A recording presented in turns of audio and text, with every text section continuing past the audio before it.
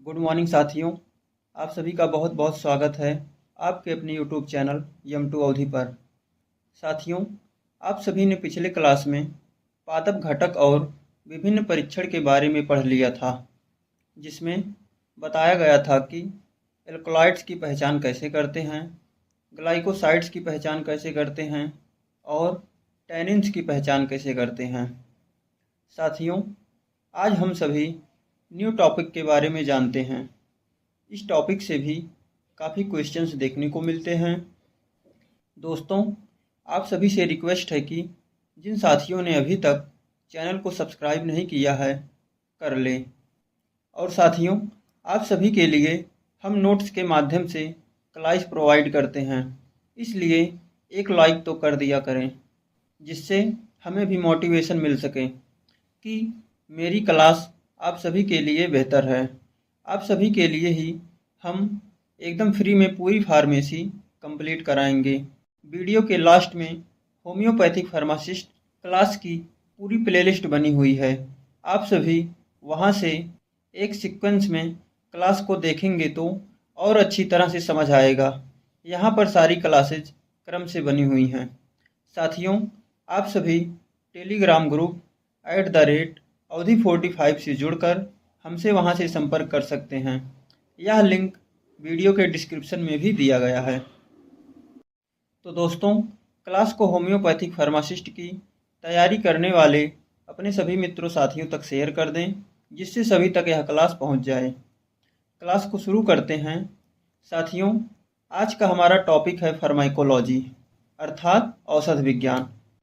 इस चैप्टर में हम सभी औषध विज्ञान के बारे में जानेंगे, उसकी डेफिनेशन परिभाषा को पढ़ेंगे, इसमें कौन कौन से सिद्धांत होते हैं और इनकी शाखाओं के बारे में हम अच्छे से पढ़ने वाले हैं।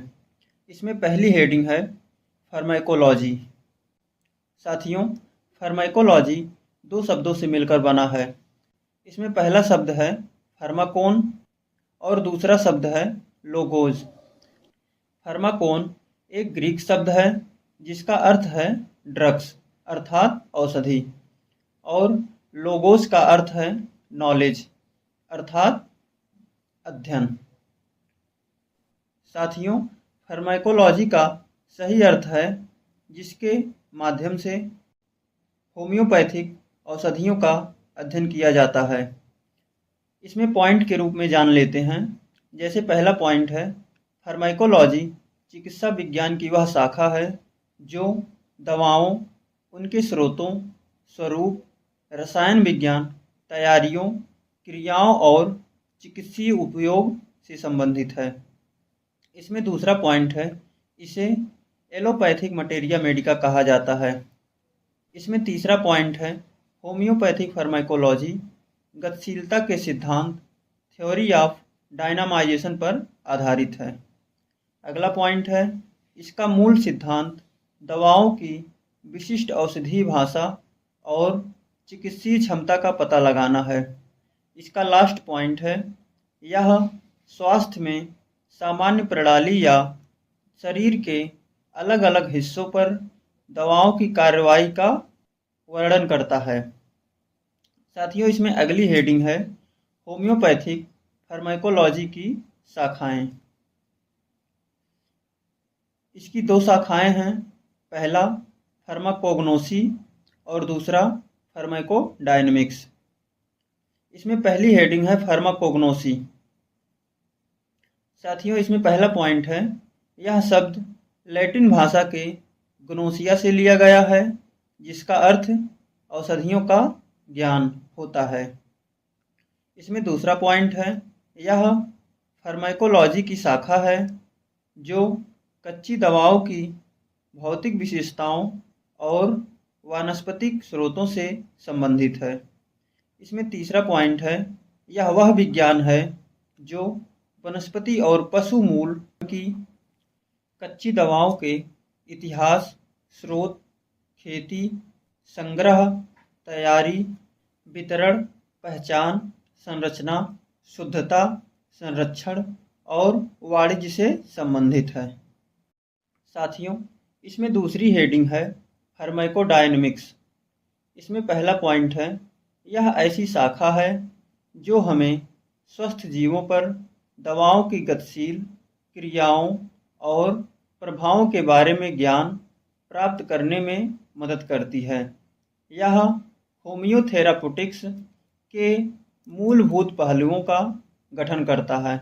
इसमें दूसरा पॉइंट है होम्योपैथिक दवा परीक्षण विषय विज्ञान संबंधी निष्कर्षों और प्रयोगशाला जांच या प्रयोग द्वारा एकत्र किए गए डेटा और जानकारी को मटेरिया मेडिका के रूप में जाना जाता है।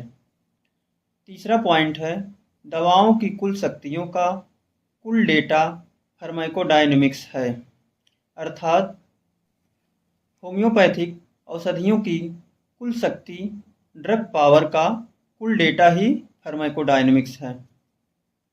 साथियों, अगली हेडिंग है औषधि शक्ति ड्रग स्ट्रेंथ। इसमें पहला पॉइंट है दवा के विलायक के अनुपात में दवा की शक्ति औषधि शक्ति होती है।